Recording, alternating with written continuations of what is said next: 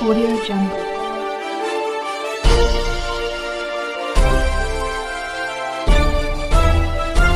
Audio Jungle. Nawada जिला के रजौली प्रखंड में शनिवार को doctor B Balik memorial trust और कोशिश के संयुक्त तत्वाधान में एक दिवसीय कार्यशाला का आयोजन किया गया। इसमें सिविल सोसाइटी संगठनों और मीडिया के बीच सहयोग को मजबूत करने पर चर्चा की गई। इस कार्यशाला का उद्देश्य बाल श्रम उन्मूलन के लिए मीडिया और सामाजिक संगठन के बीच समन्वय स्थापित करना और सामूहिक प्रयासों को सत्संग बनाना था। कार्यक्रम में कैंपेन अगेंस्ट चाइल्ड लेबर राष्ट्रीय संयोजक अशोक कुमार, बिहार राज्य संयोजक नवलेश कुमार सिन्हा, विभिन्न गैर सरकारी संस्थानों NGO के प्रतिनिधि और कई प्रमुख मीडिया कर्मी उपस्थित रहे। कार्यशाला का संचालन सुप्रिया कुमारी बालिक ट्रस्ट और प्रकाश कुमार कोशिश के द्वारा किया गया। भक्ताओं ने बाल श्रम की चुनौती पर प्रकाश डालते हुए इस समस्या को और समाप्त करने में मीडिया की महत्वपूर्ण भूमिका पर चर्चा की। उन्होंने बताया कि कैसे मीडिया की सशक्त रिपोर्टिंग और CSO और मीडिया के बीच बेहतर समन्वय स्थापित करना, नीति निर्माण और सरकारी योजनाओं पर प्रभाव डालने के लिए सामूहिक प्रयास करना, ग्राउंड रिपोर्टिंग और शोध के माध्यम से बाल श्रम के वास्तविक हालात को उजागर करना।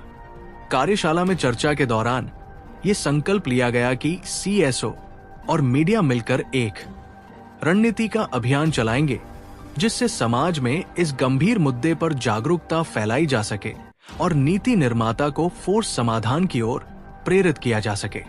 हम लोग एक ही लोग के साथ में सारी संस्थाएं काम करते हैं, वही महिला है, वही बच्चे हैं, तो क्यों ना हम लोग मिलजुल के उनकी समस्याएं को जाने। बहुत सारे ऐसे गांव होते हैं कि जहाँ पे हम पहुँचते हैं तो उनको लगता है कि ये तो हम अपने फायदा के लिए आ रहे हैं, और बहुत सारे ऐसे पेरेंट्स हैं कि जिनको लगता है कि ये हमारे लिए आ रहे हैं। तो जो अगर वो सोचते हैं ना कि हमारे लिए आ रहे हैं, वही फायदा उठा पाते हैं, और जो सोचते हैं कि अपने फायदा के लिए आ रहे हैं, वही कहीं ना कहीं वो छूट जाते हैं। क्योंकि सामुदायिक बैठक करना, सबसे पहले महिला का एक ही बात होता है कि मेरा क्या फायदा है, हमें क्या मिलेगा। हमें क्या मिलने के कारण ही बहुत सारे ऐसे होते हैं कि जो ठगी का शिकार भी हो जाते हैं, और जब हम अपना सुनाते हैं तो उनको लगता है करे ये आई है, 4 बात बोलेगी, ये अपना इसको तो काम है, या फिर ये जा रही है। तो बहुत सारे ऐसे हैं कि हम लोग के साथ में भी समस्याएं होती हैं, और समस्या है तभी हम भी हैं। अगर समस्या नहीं रहता तो फिर NGO को भी आने की जरूरत नहीं थी। अगर सरकार अपनी काम को बढ़िया से कर नहीं लेती तो हम लोग NGO लोग फिर क्यों घूमते। तो कहीं ना कहीं उन्हीं के कामों को हम लोग निखारते हैं, हम लोग दिखाते हैं कि आपका काम जो है कहाँ पे गैप है, और एक गैप को दिखाने में आप लोग मीडिया लोग भी आए, आप लोग का भी धन्यवाद करते हैं कि आप लोग सपोर्ट कीजिए कि वो भी गैप को आप लोग दिखाइए कि हाँ यहाँ पे गैप है। क्योंकि जानकारी हम लोग के द्वारा आप लोग को दिया भी जाएगा, और आप लोग दिखाइए। क्योंकि क्या है ना कि अगर हम कुछ बातें को बता रहे हैं तो यहीं तक ना रहे, वो ऊपर तक भी जाए, तभी हमारा समस्या का कोई भी साथ उसके जो अगर ग्रोथ की बात करें तो सिर्फ हम लोग बात करते हैं कि उससे पढ़ाई, साथ ही साथ उसके इर्द गिर्द उसके फिजिकल ग्रोथ और मेंटल ग्रोथ पे भी हमको काम करने की जरूरत है। यूथ की बात करें कि जो यूथ जो लोग बोलते हैं कि भारत का देश लगभग 44-45% यूथ है, और जो अभी वर्तमान में भटका हुआ है, उसको अपने लक्ष्य और अपने गोल के बारे में सही से पता नहीं होता है कि उसको सबसे पहले शिक्षा। अगर हमारे बच्चे पढ़े होंगे तभी तो आगे बढ़ेंगे, और शिक्षा के साथ साथ है कि उनके माता और पिता और उनके परिवार के बीच भी जागरूकता होनी चाहिए।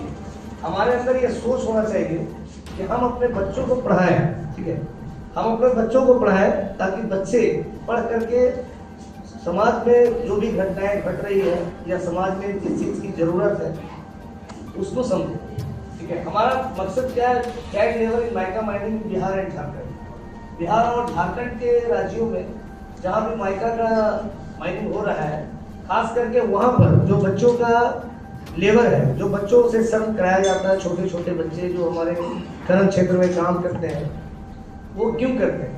इसलिए करते हैं कि उसके पीछे भी दो कारण है। एक है बच्चों के प्रति माता पिता का जवाबदेह नहीं होता। बच्चे के प्रति अगर माता पिता जवाबदेह होंगे, उनको शिक्षा दिलाएंगे, तो वो बच्चे खनन क्षेत्र में काम करने की जगह विद्यालयों में पढ़ने के लिए जाएंगे। चूँकि राज्य सरकार ने 1 से लेकर के 10 तक, और अभी जो हाल फिलहाल में स्कीम आई है उसमें 10+2 तक बच्चों को पढ़ाई के लिए और हर तरह से उसको प्रोत्साहन देने के लिए कई प्रकार की योजनाएं चला रही है, जिसमें कि सबसे पहले बच्चों को पढ़ाने के लिए निःशुल्क किताब की व्यवस्था है। लेकिन जब हमारे अंदर ये चाहत होगी कि हम अपने बच्चों को पढ़ाएंगे, तभी तो बच्चे पढ़ेंगे। सरकार सब कुछ दे रही है, योजनाएं दे रही है, सब कुछ व्यवस्था है, लेकिन हमारे अंदर ये मेंटलिटी नहीं है और हमारे अंदर ये जागरूकता नहीं है कि हम अपने बच्चों को पढ़ाएं, विद्यालय भेजें। जब हमारे बच्चे विद्यालय जाएंगे, पढ़ेंगे, तभी वो आगे बढ़ेंगे। दूसरी बात है कि समाज में लोग बड़े बड़े रह जाते हैं, छोटे छोटे रह जाते हैं। सरकार की, जैसा कि हमारे पवन जी ने बताया कि सरकार की बहुत सारी योजनाएं जिसका लाभ गरीबों को नहीं मिलता, उसमें सबसे नीचे ग्रास रूट पे पीडीएस सिस्टम आता है। पीडीएस सिस्टम में रजौली क्या, नवादा, बिहार क्या, पूरे दिल्ली तक से भारत सरकार ने सारे लोगों को अनाज फ्री दिया है, ताकि हर परिवार के लोग जो है वो कुछ खा करके अपना पेट भर सके। क्योंकि अनाज की व्यवस्था होगी तो लोग भूखा नहीं मरेगा, और जब हमारा पेट भरा हुआ रहेगा तभी हम आगे सोच सकते हैं। अगर मेरा पेट खाली रहेगा तो स्वाभाविक है कि हमको काम करेंगे, हमारे बच्चे भी काम करेंगे। ठीक है, क्योंकि हमारा कि हम देखें तो हम इसको डिनाई कर दें, नहीं, हम यहाँ चाय नहीं पिएंगे। हमने ऐसे कई दिन गुजारे हैं जहाँ हमने सच में खाना भी नहीं खाया, पानी भी नहीं पिए, क्योंकि मैं गांव भी जाता हूँ और हर एक जगह लाइन होटल रास्ते में जो होते हैं उस समय सब जगह बाल मजदूर मिलेंगे। इसी जगह में ये जो नवादा रजौली हाईवे है, लगभग 40 सालों से या 50 सालों से ज़्यादा समय से मैं चतरा में रहता था, हजारीबाग से दरभंगा जाता था, और वो जो लाइन होटल है वहाँ सभी जगह अपने को मिलते थे। तो अपन तो देख रहे हैं, अपन को वो जिंदगी जगानी है, वो जागरूकता जगानी है, और इसके लिए मीडिया का रोल बहुत इम्पोर्टेंट है। एनजीओ के साथी वहीं पहुंच पाते हैं जहां सरकार नहीं पहुंच पाती है, ऐसा कहा जाता है, तो इसका चरितार्थ कीजिएगा। एनजीओ भी वहां पहुंचे जहां सरकार नहीं पहुंची, तो हम उनको बताएं भाई यहाँ आइए, यहाँ जरूरत है। दूसरी स्थिति है कि जो कानून बना है वो कानून पालन हो रहा है कि नहीं, क्योंकि आरटीई एक्ट ये भी तो नीति निर्धारकों ने ही तो दिया, यानी कानून है 6 से 14 साल का, तब भी बच्चे स्कूल से बाहर क्यों रहेंगे। आपको बता दें कि बिहार में जो चाइल्ड लेबर है लगभग 8 लाख के आसपास। 2011 का सेंसस कहता है, उसके बाद सेंसस हुआ नहीं, सरकारी आंकड़ों पे ही बात होगी। सीधे सीधे उसमें से जो 13 जिले हैं उसमें से नवादा भी एक है, यानी इस राज्य के 55% हिस्से जिन जिन जिलों में, यानी कुल 13 जिलों में जिसमें दरभंगा वगैरह भी है, बड़े बड़े जिले भी, उसमें नवादा भी अपनी हिस्सेदारी करता है। यदि 2011 के सेंसस की ही बात करें तो 35,000 से ज़्यादा बाल श्रमिक यहाँ हैं। वो भी कहाँ हैं, इतने खतरनाक में हैं जो नए कानून बने हैं। उसने कहा कि मैं उस पर बात करूं कि क्या हो सकता है। मैं इस पर बात करता हूं, मैं सरकार से भी बात करता हूं, मैं पुलिस से भी बात करता हूं, और जो जितने भी अंग हैं, क्योंकि सबसे संवाद होना चाहिए, तो मैं उस पर बात करता हूँ। एक ऐसे बताते हैं, हमने एक बच्चे को फैक्ट्री से निकाला। दिल्ली में रहता हूँ तो, और गांव में भी रहता हूँ, लेकिन दिल्ली में भी केंद्र है काम करने का, तो निकाला और उसके बाद फिर उसको ले गया, पहले हॉस्पिटल में डॉक्टर को दिखाया। फिर ये सही घटना है, हम लोग यूजुअली बच्चे का नाम नहीं लेते हैं। बाकी साथियों को भी ये बता दें कि उसके आइडेंटिटी का ये हक है कि आप उसका नाम नहीं लोगे, उसके आइडेंटिटी को छिपाओगे, बाकी चीजें लेकिन दर्ज हैं। तो हम ले गए हॉस्पिटल में, और हॉस्पिटल से फिर हम ले गए उसे डीएम के पास, और फिर वहां से निकल के आया। अब बच्चा कहाँ जाए, तो बच्चा को एक होम में ले गए। अब होम में जो ले गए तो बच्चा वहाँ एडजस्ट नहीं कर रहा है, बच्चा वहाँ से फिर किसी तरह से माता पिता से बाल कल्याण समिति हर एक जिला में होता है, उसके थ्रू वो निकाले।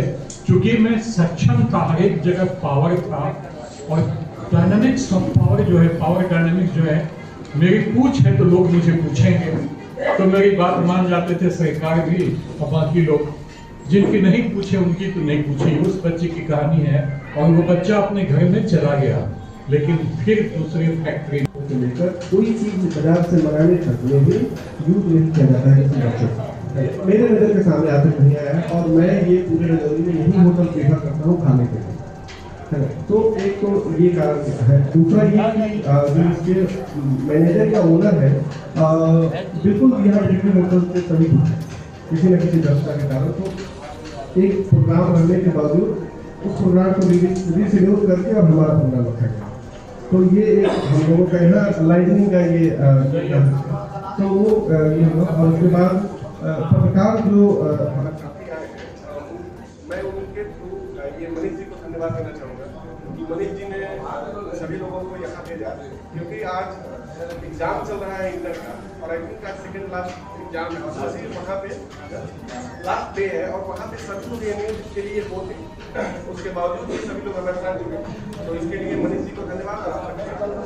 आप लोग का बहुत बहुत आभार। वाहन से वो नहीं जा पाते, उनके लिए विचार पाई मुहैया किया जाता है, ये सब तो बड़ी प्रॉब्लम है। तो इस तरह की जहाँ भी समस्याएं आती हैं उसको हम लोग व्हाट्सएप ग्रुप पर शेयर करें, और शेयर करने के बाद हम लोग बैठें।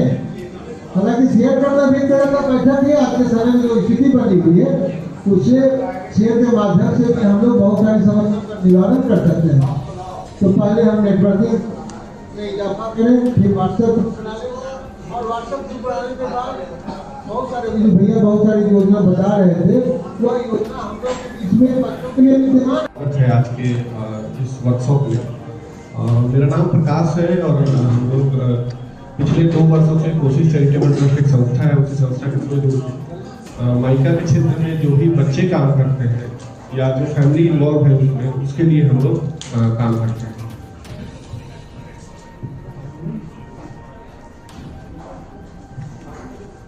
तो हम लोग एक्चुअल देखते ये हैं कि कार्य के दौरान जो पहाड़ी एरिया है, मुख्य रूप से जो पहाड़ के क्षेत्र है, वहाँ पे जो गांव है, वहाँ की पूरा फैमिली इन्वॉल्व है माइका, इलीगल माइका माइनिंग में, और हम लोग ये बहुत टफ है उनको वहाँ से इरेक्ट करना या वहाँ से निकालना। उसके लिए हम लोग वहाँ पे मुख्य रूप से एजुकेशन सेंटर खोले हुए हैं कि कैसे बच्चे एजुकेशन से जुड़ जाए ताकि वो वहाँ से हट सके वहाँ जाने से।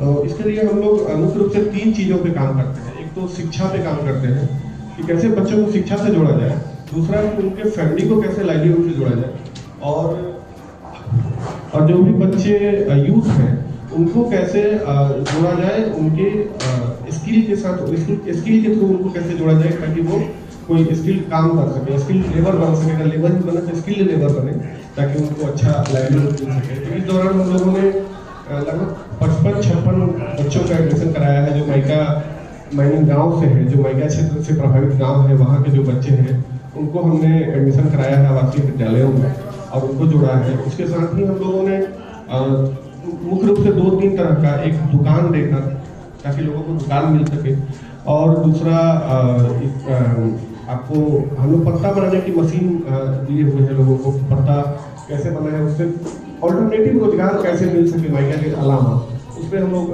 काम करते हैं। उसके बाद वहाँ के जो यूथ उनको हम लोग स्किल करते हैं ताकि अलग अलग क्षेत्रों में जैसे कैसे बच्चे जो है स्किल ले ले और वो जो है बल्ब बनाने का काम करें या बिजली से मोबाइल बनाने का काम करें। जो महिलाएं हैं वो ट्रेडिशनली ही जुड़े रहे सिलाई मशीन और इन सारी चीज़ों से, लेकिन उसके अलावा भी जो ट्रेडिशन है उसको छोड़ के और भी जो अपॉर्चुनिटी है उनसे जुड़ सके। तो मुख्य रूप से हमारा काम यही है और हम लोग उसके थ्रू लोगों के साथ जुड़े हुए हैं। और एक हम लोग एडिशनल काम करते हैं कि जो भी लोग जिनका सरकारी योजनाओं के साथ जुड़ाव नहीं है उनके लिए हम लोग कैंप लगाते हैं, उनके लिए हम लोग ये करते हैं ताकि लोगों का जुड़ाव सरकार के साथ हो सके और सरकार और जनता के बीच जो कोऑर्डिनेशन है उसका हम लोग काम करते हैं। Thank you. समस्याएं आती हैं उनमें वहाँ के जनोत्थान के लिए हम लोग प्रयास करते हैं कि वहाँ का जनोत्थान हो सके।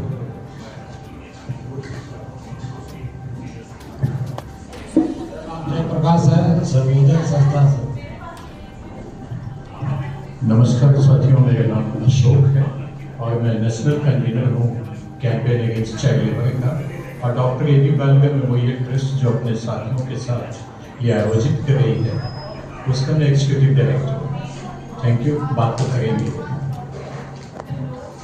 शादा नमस्ते, मेरा नाम नवनीश कुमार सिंह और कैंपेन अगेंस्ट चाइल्ड लेबर एक नेशनल नेटवर्क है जिसके स्टेट चैप्टर के कन्वीनर के दायित्व का निर्वहन करता है। यहाँ पे संस्थाएं काम कर रही है, नवादा बेसिकली जो रजौली में, और जो मीडिया हाउसेस जो यहाँ पे काम कर रहे हैं, उनके साथ हम लोग किस तरह से मिलके जो बच्चों के प्रति जो भी एजुकेशन से लेके हो या फिर चाइल्ड लेबर के मुद्दे पे काम कर रहे हैं या लाइवलीहुड को लेके हम लोग एक साथ किस तरह से एक प्लेटफॉर्म में मिलके काम कर सकते हैं और बच्चों के भविष्य को सुधार सकते हैं। तो आज का वर्कशॉप इसी मुद्दे पे आधारित है। तो इस वर्कशॉप को स्टार्ट करने से पहले मैं चाहूँगी कि एक छोटा सा इंट्रोडक्शन सभी कर लेते हैं, ताकि हम लोग एक दूसरे को जान लें कि कौन किस संस्था से या किस मीडिया हाउसेस से। तो यहाँ से स्टार्ट कर सकते हैं। मैं पवन सिंह, दैनिक जागरण बदौली से।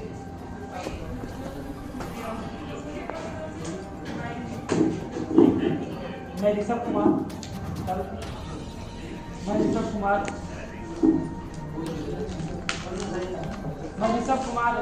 आइडिया सिटी नालंदा बदौली से और स्वादेश चैनल। मेरा नाम ऋषभ कुमार हुआ, पीटीआई का डिस्ट्रिक्ट रिपोर्टर है, press trust of India news agency है, जिसका उद्देश्य यही है बाल श्रम भारत कैसे हो सके। तो ये तभी पॉसिबल है जब अलग अलग हितधारक मल्टी स्टेक होल्डर्स एक साथ मिलकर काम करें और एक दिशा में काम करें, तभी ये पॉसिबल है। और हम लोग किस तरह से नवादा को एज ए मॉडल डिस्ट्रिक्ट बना सकते हैं, तो उसको लेके आज चर्चा करनी है कि हम लोग नवादा में क्या दशा है इन चीज़ों को लेके, चाहे शिक्षा हो, बाल श्रम को लेके हो, क्या यहाँ पे लाइवलीहुड की अपॉर्चुनिटीज़ है, क्या कमियाँ हैं, और हम लोग साथ में मिलके कैसे काम करें। और अगर यहाँ की बात करें तो कोशिश हमारे साथ काम कर रही है, जो रजौली में काम कर रही है। तो मैं एक बार प्रकाश जी को इनवाइट करना चाहूँगी। प्रकाश जी, आप आए और बताएं कि आप क्या क्या इस क्षेत्र में काम कर रहे हैं और साथ में हम लोग किस तरह से मिलके काम कर सकते हैं।